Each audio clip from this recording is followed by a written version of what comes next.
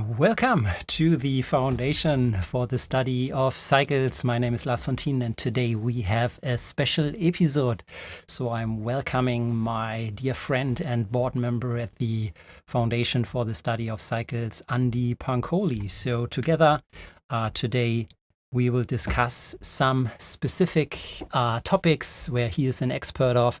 And I will not waste any time, and let's directly jump into the session to say hello to Andy Pancholi. Thanks for being here today. Hey Lars, great to see you. It's my pleasure. Thanks for spending the time with us. So I think I would assume there's no need to introduce you, but for those who don't know Andy, Andy is a member of the board of the foundation. So we are working for years in close collaboration now to push the foundation forward. And I think the reason, Andy, I think it's time to have a chat here also together is, you are the expert when it comes to long-term cycles, geopolitical cycles, and the relationship between those long-term cycles to the stock markets and possible impacts. So this is something we cannot detect with just digital signal processing. We need your expertise on that. So therefore, I'm happy that you take the time today to join us. By the way, at the end of the session, we will have time to take your questions live today. So feel free to bring in your questions in the chat section. We will monitor them, and latest at the end, we will get back to your questions. So Andy, maybe before we jump into your latest findings, what's always interesting, let's touch a little bit on how have you found the topic on cycles? So what made cycles so interesting to you?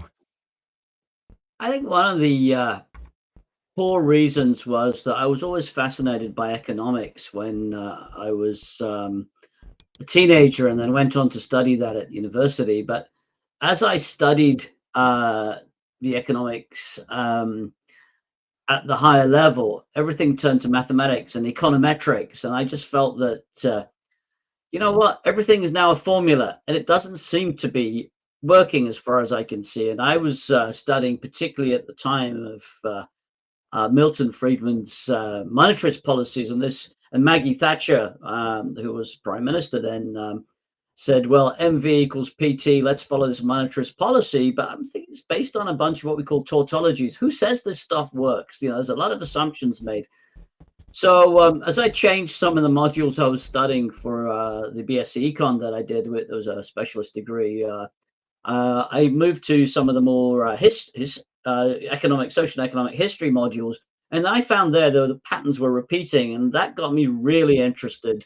And that's where I also really, I was aware of the Kondratiev wave, which of course is this is perfect cycle stuff.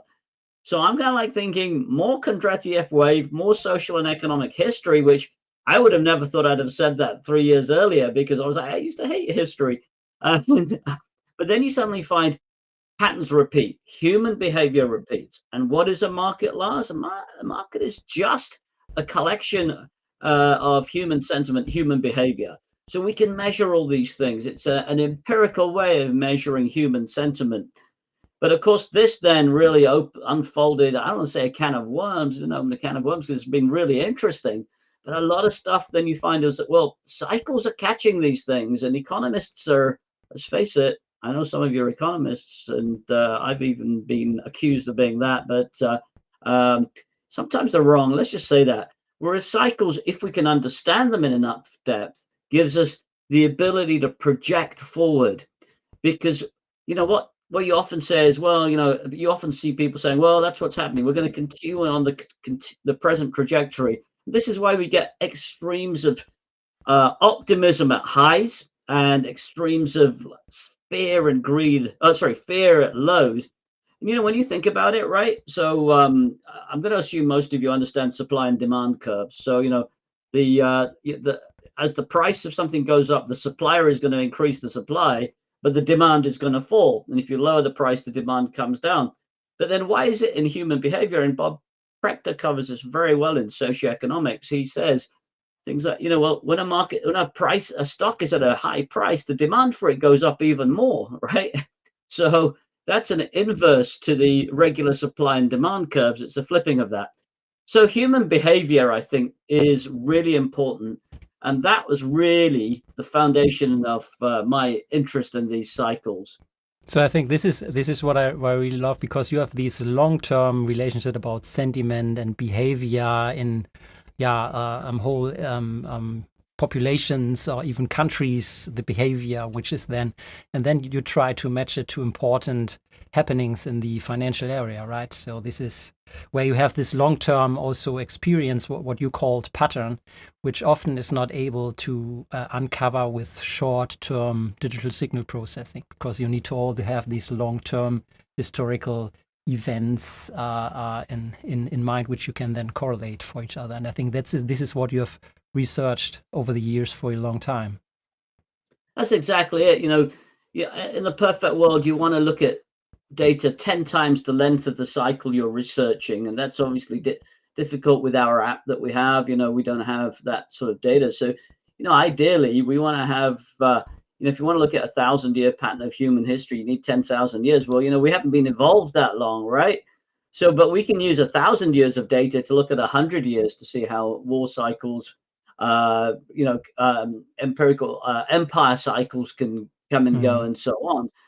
And there's a degree of repetition there. And, they say history repeats, but more likely it rhymes than repeats. Okay. Yeah. So if we can find that, and that sometimes we get challenged, right? Because people say, well, this is all a load of nonsense. That doesn't prove anything. I say, okay, well, you tell me what your view is then. All right. At least I've got something.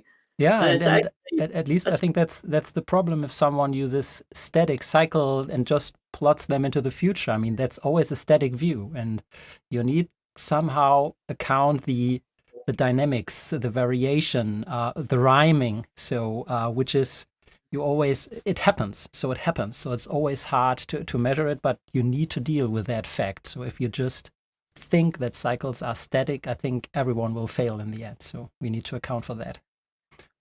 So yeah, Andy, thanks for giving a little bit of background on one of your areas. I mean, you have also a lot of different aspects to that, but I think this is what I would like to discuss today with you a little bit more. And you recently shared some insights also on some patterns you are monitoring. You had informed your followers on that, and you talked about some interesting patterns you are seeing out there right now. So do you want to share some with us, maybe? Yeah. So what we were looking at before I bring the images up was this idea that we could well be in a position where we might be at risk of some degree of correction or crash. I don't think correction, but certainly, sorry, not think crash, but correction. And the reason for this. Lars, just let me know that we can see the screen there. Yeah, great. Thank you so much. So let's just preface this because, of course, people who got this out of context immediately think, oh, well, you're calling for a crash. No, what we're saying is that we're in a time zone window where we could be at risk. And basically what we're really saying is that the risk to the downside right now is slightly higher than the risk to the upside. Okay, we've reached some major price objectives. And we've got some important time cycles in play, and therefore we need to be ready. And so, there's a degree of pattern recognition going on as well, and there are other factors. So I'm just going to run just a handful of slides past you right now, and you can make your own mind up, and you can, whether you're a hedge fund manager, portfolio manager, whatever you're doing, whether you're a private trader, you can make your own mind up and act accordingly. But why now? Well, one of the things is that the low came in from the global financial crisis. And that was back in 2007 to 2009. Well, we forecast that exactly to forewarn people 2 years in advance, because that GFC year 2007 was exactly 100 years on from the 1907 rich man's panic, and another and 200 years on from the 1807 Embargo Act. And then if you look at the midpoint, so it's outside the scope of what we're talking about today, a lot of static patterns were coming together. So we knew that was coming up. Now, there are other cycles we look at, and one of these is the 60-year cycle. And of course, we break them into harmonic patterns. So a quarter of 60 is 15 years. And we are exactly 15 years from that global financial crisis low. So we're a quarter of the 60-year cycle. And of course, the 30-year cycle is important. And this is very much, I've studied a lot of work and I've had a deep study of the work of Gann. So this is the first point, is we have a 15-year cycle in play. Now, the master cycle is always the 60-year cycle. And when we look at the 60-year cycle, what we can see is something really interesting here is that there was a low on the 24th of October, 1962. And basically, there was a top here on May the 8th, 1964. So it's basically 60 years ago tomorrow, there was a top, and then you can see there was a bit of a sell-off and a correction. That's really that's the point I want to make. So the point is, we've got super macro cycles. We've got a 60-year cycle, a 15-year cycle coming together. And what we did see is the genesis of this low here is October again. So October 2022. So we're seeing some really interesting correlations. And there's nothing exact about this, but it's just there's some flavors that suggest we might be overlaying in a harmonic pattern where we really need to be prepared. So this is what happened here when we got to it was actually the 7th of May. Sorry, it was the 7th of May was the high. So it's, that is tomorrow. So I'm confused here. We have a holiday here. It is the 6th today, right? So, so that sees this top, and then it sees a bit of a sell-off like this. And you did also see a high there, 19th of March. So, that was the highest high at this point in time. So we're not getting an exact repetition. Yes, go ahead, Lars. Yeah, just let's pause here for a second. So I think what you are highlighting here is so that you are mainly using the 60-year cycle, and you started with an harmonic relation of a quarter of the 60-year cycle, which is the 15-year cycle, which you started your presentation, right? Where you said, can you switch back to the first chart where you showed your this one? No, the one before. Yeah, that's the 15 years. So that you say that's an harmonic relation of the mainly 60-year cycle. This would suggest that you, based on that harmonic relation, expect a bottom or an important bottom to form somewhere around that? Or no, because so we have to. Okay, now you're asking a more complex question. So I am expecting potentially we should be on alert for a potential sell-off basic here on this pattern. In the bigger scheme of things, we've talked about the decennial pattern, and years ending in 4 very rarely make major bottoms. Major tops. There is a proviso, which I'll come to in a minute, which is the panic cycle. So forgive me for not answering that yet, Lars. Let's keep with the okay, flow on that, and then we can come back to it. Yeah, that's fine. So then let's roll forward, and you fine tuned a little bit. So this is then you zoomed into the 60-year cycle, and you say there is a comparison or a pattern which happened 60 years ago, which we are approaching tomorrow if we come to the day. And there you say we should be on alert because this 60-year pattern combined with the 15 years does not mean it will happen, but could at least tell us from a timing perspective we should be on alert, right? That's the message from exactly the story. Yeah. Thank you. And then if I take that a little bit further, first of all, okay, I'll come back to this other thing. If we look here at where we are. This was back in 1964. So just taking the top and the low, we made a 50% retracement there, just went through it. And from there, the market then sold off into this zone here, which was just into the end of beginning of June. All right. But if we look at, I want to just show a crash pattern that if you understand this pattern, and when you see it unfolding, and the big caveat is you must have a macro cycle in play. You must have an important harmonic cycle to get this sort of event. You will see these types of patterns often, but they won't necessarily lead to a sell-off, okay? a major sell-off or an important one, but you must be combined with a macro and a smaller cycle coming together. So in 1987, we made a top. We came back down. That was on the 24th of August. Came back down. We got a 50% retracement. So we already had a 50, and then we came back down here, and then we had a 61.8% retracement, and we got a waterfall decline. Okay, so I'm just going to go back to that previous situation here, where we came down, we made a 50% retracement, and then we went off. So there was no additional 61.8% there. But if we look at what's happening right now, I just took this before we about an hour ago, and in all fairness, this is a 240-minute chart. But taking this here, this pattern from the beginning of April, where we got the high, we've come down and we made a 50% retracement. We sold off, and we're literally coming up to the 61.8% retracement. So slightly different chart pattern, but the concept is the same. And why are we interested in this? Because today, tomorrow is this kind of date window that we're talking about. Okay, we're also within the big 60-year pattern. We're also within the 15-year pattern. So the harmonics. So the macro is combining with that, and we also have daily cycles. And then, one of the let me just see. We'll come on to that in a minute. The daily cycles.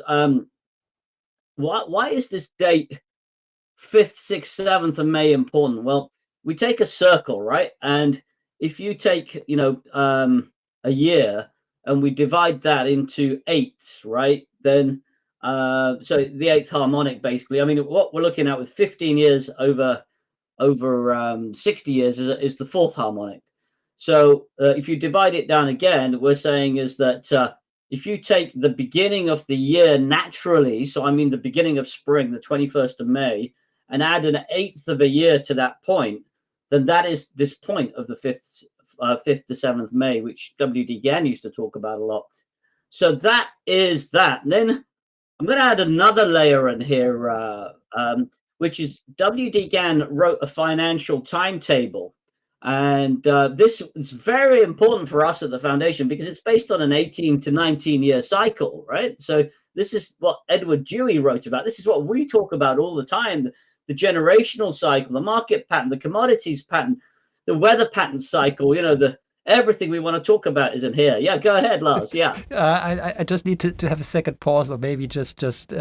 be sure that we're all on the same page as you're so quickly rushing through your knowledge. So I mean, you talked about the 15 years, the 60 years, and you shared some patterns which you think could repeat based on that.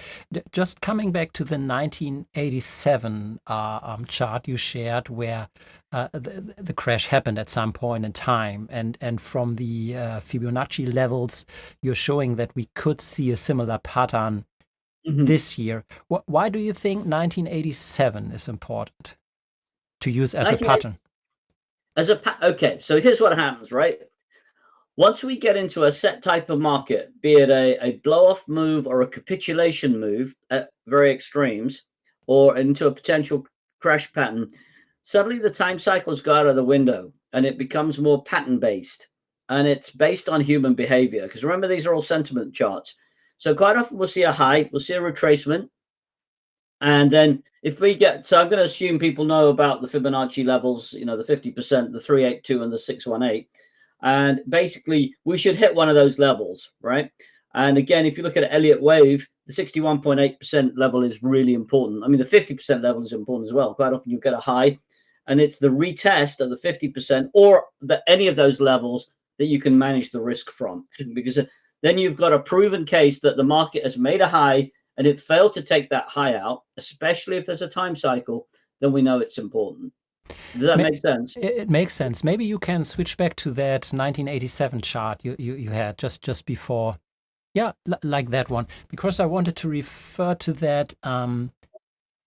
We often use on this channel here the time cycle analysis, maybe on daily and weekly. And in one of the last sessions, I shared the possible picture that a long-term cycle might top in November, so later this year, and shorter cycles suggest there could be already a top approaching now, which exactly happened some weeks ago.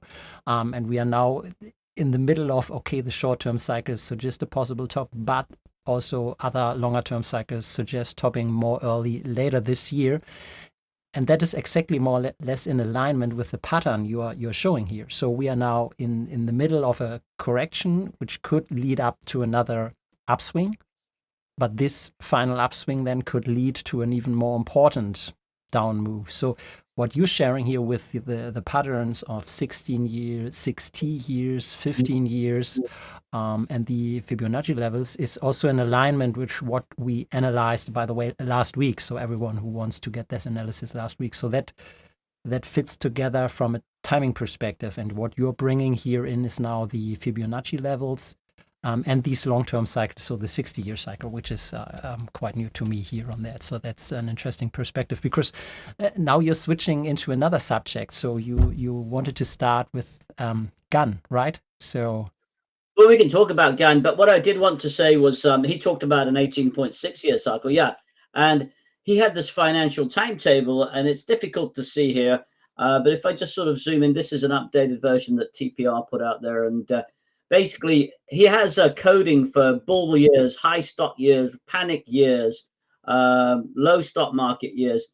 And we're in what's an area J year, which is a major panic or crash year. All right. Now, these things haven't been 100% accurate. But what we also know is that if you look at the decennial pattern, the 10-year pattern of the stock market, which I've talked about in presentations, first came out, Edgar Lawrence Smith first published it in Tides in the Affairs of Men, where he noticed, for example, years ending in 7 and of course 0 and so on tended to see sort of tops, and years ending in 5 would see bull markets, and you'd get a bull market the last 2 years of the decade, etc. But years ending in 4 very rarely closed down. They were usually up years. So that, together some other stuff, suggests that we should rally, even though we might have a panic or correction soon. And this is why, when we put all this together, the 60-year cycle shows us this could be the window for a pullback. Nothing might happen. The market might carry on up, but an hour after this goes out, we might be heading up, making new all-time highs. I personally don't think that's the case, but basically, I think we need to be on alert. So this pattern is, it's the one that Dewey, who founded the, was, at the helm of the foundation when it was founded by the U.S. presidency. This is the pattern that's really important. And within this, and of course, Samuel Benner, if those of you who study long-term history, he noted, there's a when to make money chart that's about that he created when he looked at the prices of pig iron and so on, and copper. So this 18.6-year cycle is pretty important. So that could well see just a pullback. So taking that there and adding it, there's a real art to blending these things together. That's why I like it. I need to always a little bit switch back. So you bring in now the picture. So yes, the pattern could suggest a pullback, but the longer term picture is even more than we could see a larger rally lasting maybe then even longer than end of the year. So even being on alert short term, maybe for the next months, or but you're more bullish then afterwards. Well, we have to say that years ending in 5 are amongst the most bullish years. So therefore, next year is going to be very bullish. Okay. If we stick to that pattern. Yeah. So and now you bring in exactly, thanks for making that point. So you're blending in these different patterns and cycles and try to find, I would call it cycles within cycles, right? So where you find a match between different patterns, from being it even long-term cycles, Gann important years ending in 4. So I think that's what you try to bring into a final conclusion, right? That's exactly it. It's synthesizing this information. Yeah. And this is why I like that, because it would really add up to the digital signal processing on its own. I mean, this is also a part, but cycle analysis is much more than just one perspective or one perspective. So if you like, let's get back to the charts or W Gann, or even if you want to talk a little bit about the geopolitical cycles you also see maybe coming into this overall view. Yeah. So we can, let me just give you a couple of minutes on the geopolitical cycles, if that's okay, purely because I was asked about them. So this is just an overview. I think if you study Gann says that wars move in the same patterns as markets, or markets move in the same patterns as wars. And one of the other things he said, which I'm just going to throw in now, and is that wheat prices predict wars. Well, wheat, if you've looked at wheat, it's been up a phenomenal amount in the last 10 days. Okay. So I think we're into an interesting area. But let's start off with this macro war cycle idea. There's an 82 to 84 year pattern in war cycles, human behaviors. It's also in revolutions and just change unsettled human behavior. Why 82 to 84 years? I don't know why, but that's a sentiment cycle. It's more than three. Well, maybe it's 3 generations, it's 4 generations. But the idea being is that this is stuff that we put out back in 2021, 2020, saying that we need to be prepared. And you've got to look at the the backdrop. Nobody was expecting any sort of war. So 2021 to 23, we started off with seeing Ukraine becoming an active zone, and this was exactly it's in this window, 82 to 84 year window from the outbreak of the Second World War. And then if you go back another same proportion, you'll see that the Crimean War was in place. So people say, well, you're just making this up, right? But in each of these cases, the key players that were dominating the world were involved. So in the Crimean War, we had Russia, France, the British, and of course the Ottoman Empire. World War II, everybody came in. And as I wrote back in January this year, I think we have over 50, nearly 60 countries actively involved in conflict at a primary or secondary level. So, for example, supporting Ukraine. Within this, I talked about the 100-year cycle. We talked about the 1907 panic, the global financial crisis in 2007. So if we apply this to wars, one of the things is half the 90-year cycle is the 100-year cycle. Let's keep it as simple as possible. Is 50 years, and of course, 50 years to within 2 days, we got the outbreak of the Israel-Hamas situation, and that was a repetition of the Yom Kippur War.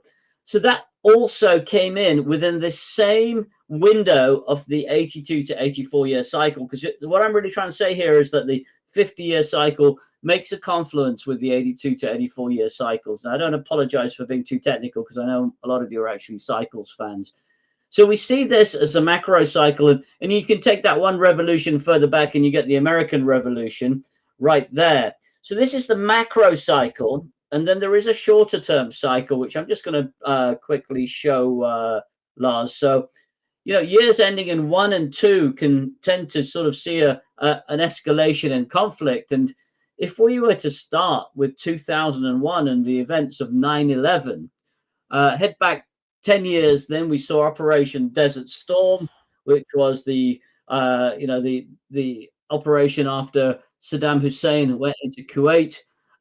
10 years before that, Britain was involved in the Falklands conflict. 10 years before that, there were a whole series of things going on in the Middle East, and also the Indo-Pakistani War. Go back 10 years before that, and we get 1961, the Bay of Pigs invasion that failed for America. And then the Cuban Missile Crisis in 1962, where the world came to the absolute brink of ending itself as there was this huge standoff. And, this is the flavors of something we saw back in 2022 when Putin was saying he's going to deploy these hypersonic weapons and so on. But let me go on. You're combining here your long-term cycle, about 84 years, and now with the shorter-term cycles, while using years ending in 1 or 2. I just want to make the question, do you have also years ending somewhere when these wars end?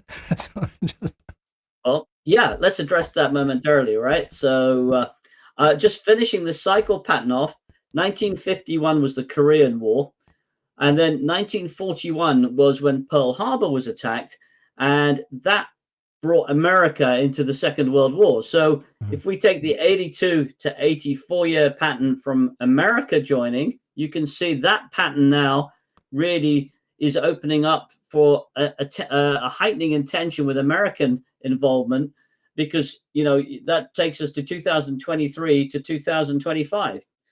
But here's the other thing: 1941 Pearl Harbor, okay. 2001, 9/11, the only two times America's been attacked on its own soil. Okay. And then just when we started at 2001, 2011 was the Arab Spring. Okay. Syria, Libya, the departure of Gaddafi. And then 2021, 22, we see Ukraine, exactly the 30-year cycle from when the USSR broke up. So you can see how these things work. Now, these micro 10-year cycles just tend to last, less than 12 months or so. Right? Okay. Mm-hmm. But these macro ones can last 4 or 5 years. Yeah. Okay. So if we say we went into conflict in 2021, 22, then we could be looking at running this into 25, 26. Yeah. Okay. So let's pause here for a second. If you would now combine what you just shared before, where you had this pattern 60-year, 15-year, maybe even 2025 could be a bullish one. And now you bring in your knowledge and long-term cycles on war and these crises. What would be your conclusion if you bring this into the picture you just shared before? Well, the conclusion with regards to markets is that when we see the absolute escalation of tension, we see a very sharp sell-off. And then once a war starts, the markets tend to rally, because wars tend to be good for rallies, because the demand goes up, production needs to go up. Okay, so I mean, we could monitor this in parallel to the pattern you just shared for a second. Yeah, thank you. Okay, so so maybe let's keep that as a key finding for today, or Andy, just if you want to share something, let me know. Otherwise, we could maybe open the audience also for questions. Let's take some questions. My apologies. Yeah. Sorry. Yeah, sure. So, for example, there's a question. Let me try to bring in some of those questions. At least someone, Jay, asked about, you shared some charts also on your website about the S&P 500, maybe related to volume data. So, or maybe you can answer it in general, maybe not to the chart you shared, but how do you maybe also use volume or volume charts? You're also using like technical information or volume to analyze sentiment. How do you deal with these kinds of volume information and correspondence? Well, sure. So, if you look at the chart pattern as it is, if we have a move up with increasing volume, we know that is a move that is going to continue, right? More than likely. Okay, so you're using volume to underpin or support your analysis, maybe if it supports the cyclic view. Yeah. So basically, first of all, there is no. I'm not sure where this has come from, because I haven't openly spoken. Well, maybe I do mention volume when we're talking to our inner circle of people, so maybe it comes from there. So the idea is, if we want to know, we're seeing a move coming up, for example. So if we see a sell-off on increasing volume, we know that that's the dominant trend. And then if we get a pullback and the volume disappears, that that's going to carry on down. Okay. So you're trying also to use the volume information to fine-tune the timing. So I mean, we have an up leg or down leg in cycles, or the timing period, and then you can more or less zoom in when the current cycle might be coming to an end. So that's the kind you use volume to observe the dynamics or the variation of that static cycle. That's exactly it. So ultimately, we can talk about 100-year cycles, 60-year cycles, but it's when it comes to portfolio management and making money for people, for our clients, then that's what we have to do. We have to nail it down to, the exact time period. So it's like blood pressure. It's the blood pressure of the market, the volume. Yeah. So it's very important. Yeah. Thanks for supporting that. And also, we do just get a really big spike in volume at extremes, especially at capitulation. We do see that. Yeah. What volume do you monitor exactly, or are there different flavors of volume you're monitoring? Just standard volume. So the number of contracts traded, or the number of we tend to mainly trade commodities and that sort of stuff. So, but yeah, in stock, the volume of stock is very important as well. Okay. maybe a topic, and I like that questions because we discussed this upfront here. So what could be material to learn how to understand cycles, and especially Gann feels very inaccessible. That's what we just talked between us before. I lost a little bit the track of Gann because it's not easy to find material, and if you find material, it's and also not easy to understand that material. So maybe let's start with a question on Gann. How do you learn about Gann, or what knowledge or what books you used to learn Gann's methods? Okay, so well, first of all, Gann was not the he wrote in a very droll manner. It was very not it's very difficult to digest. But if you really want to learn his stuff, you have to look at his work and his books. And the two books, the book I'd recommend is How to Make Profits in Commodities, and and support the fact the people that if you want to get this, that get it from them. They've got the original ones where the pages are correctly numbered and everything, because Gann hid information. And in that book, if you get a pen and some paper and you start drawing out the chart patterns, you'll start seeing the patterns he's trying to show you. So, and then all these secrets are hidden in his book, Tunnel Through the Air, the novel, which is kind of fun to read. And I always, my copy is always right here. So I don't know, I must have had it 35 years. It's fully marked up. And each time I reread it, I see more and more stuff in it. And I think it's not very easy. There's all sorts of stuff on the internet. In fact, I was just commenting yesterday, I discovered a very expensive course, which turned out to be absolutely just nonsense. That's it. And so you have to be careful. But, it is really all about doing the due diligence. And actually, you just got to work it through. You got to look at the market. And I don't think there's any shortcut. See, the thing is that Gann that's his name, but he used 15, 16, maybe more techniques, and we don't ever know what he was really doing. But yeah, the techniques work. So one of the things we talked about, the divisions of the year, that this idea that we quite often get turns in markets around the 5th, the 6th, 7th of May. That's an important time period. There are other things that relate to the prices. The doubling of an all-time high will probably be a key target further down the road. Some of it's really simple, so people make it complicated. Yeah. Okay. So that's about the Gann topic. Maybe cycles in general. So anything you would recommend for someone out there who wants to start in cycles, not Gann specific?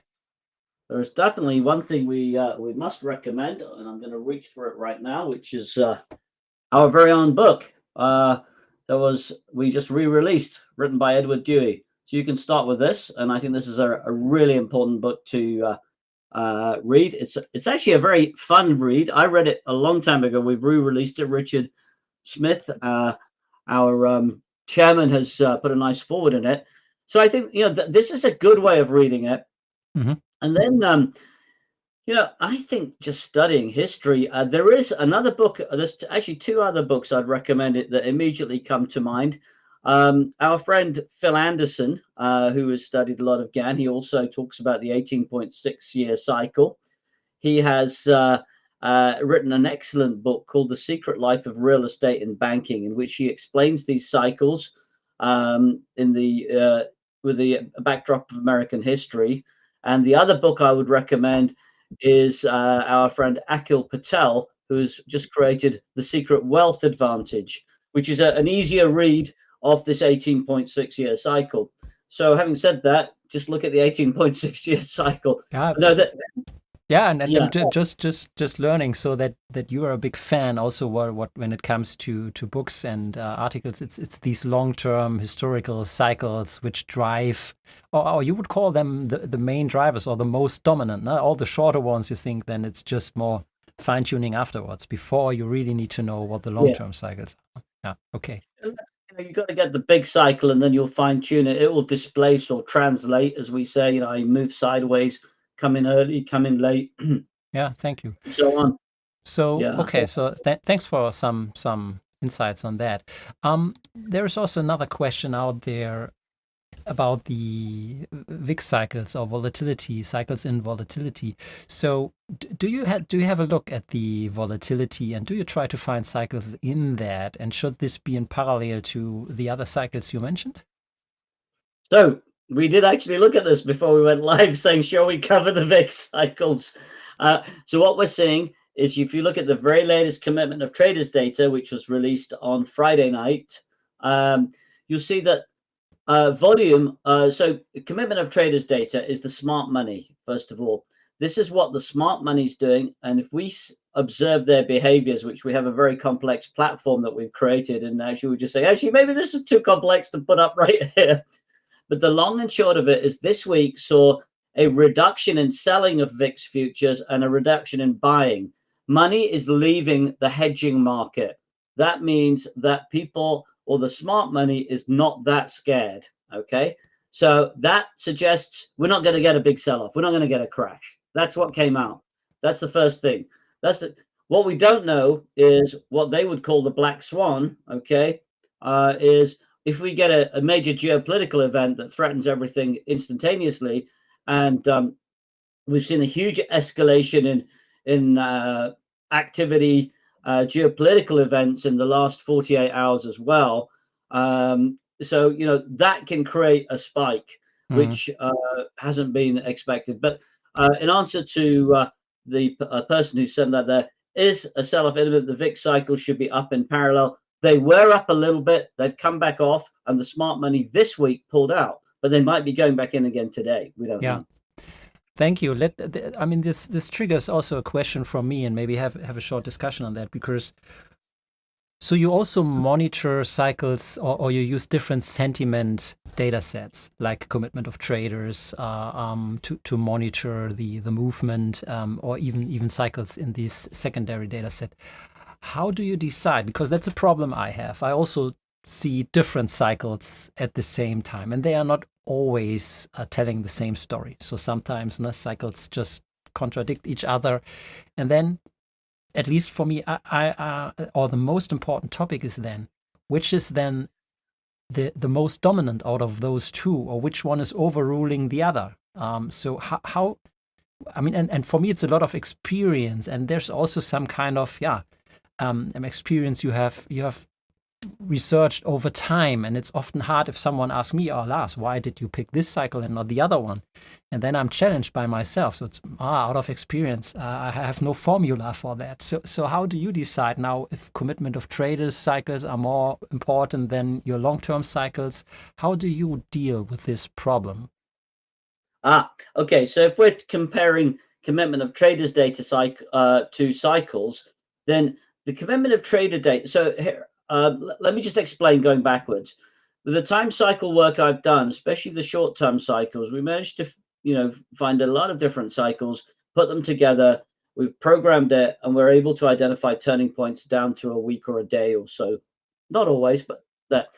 But then people say, well, is this going to be a high or a low? And we'll say, well, we don't know, but typically we'll know as the market runs into it. It's probably going to be the opposite, because the idea is we protect the positions that hits the cycle point. So then we realized that actually by looking deeper into the commitment of traders data, you can see there's a bullish bias or a bearish bias. So let's then start with the commitment of traders data and say, well, for example, the soy complex is showing a lot of commercial buying. That means it's going to move, but it could take 3 or 4 months to move, right? Therefore, now what's really important is looking at the chart pattern and finding the next appropriate cycle tipping point, and that helps us manage the risk really effectively, because people who trade off the commitment of traders data alone will only say, well, we need to get long, but you could have to sit it out for a while. Of course, you can add seasonality there, and we've done a lot of research on seasonality, and we add that. So now we look at commitment of traders data, seasonality. Are they both pointing in the right direction? Now, where's the time cycle? Well, if we're expecting a low on seasonality at this point, so for example, the last week of October tends to see lows in the stock market before the Santa Claus rally, right? We don't have a turning point there, right? If we don't have a turning point till, say, the third week of November, then the rally might not start till then. Yeah. So it's that's just fine tuning. Does that so 3 layers? I hope I haven't overcomplicated it. No, thank you, Andy. I think what you show here, and that's fascinating, and that's what I'm smiling at, because is you need to bring in this different perspective of cyclic analysis and making them a joint picture. And I think this is what you, I mean, it looks like you can do this even while you're sleeping. So you know all the patterns and they come in. It looks like you're waking up at 7 o'clock in the morning. Okay, that's my conclusion for the day, which for us, or even new ones, newbies to cycles, maybe need 10 years to research. So I think it's always nice just to follow your thinking. And the takeaway for today, so I would call, let's not bring in more than that. The takeaway is always bringing these different perspectives to the table is more important than just pinpointing one static cycle. And the 180-month cycle, or that cycle, it's never one cycle alone. This is what you're also sharing here. It's the combination of different cyclic patterns you need to have in mind. Yeah, and maybe just as another question is coming in, and that's the last question we should take for the day. Happy to take as many questions. Yeah. Yeah, so Elmer is talking about, and I mean, we know Martin Armstrong is also a big cycles guy, and he seems like related to the May 7th based on his pi relations or numbers. And yeah, so in answer to that question, it's funny, I was just discussing over the weekend, and I put a video out on our other YouTube channel there saying this is a critical point coming in. And one of my closest associates contacted me over the weekend saying Marty Armstrong has the 7th of May as is it economic confidence model, isn't it? Yeah.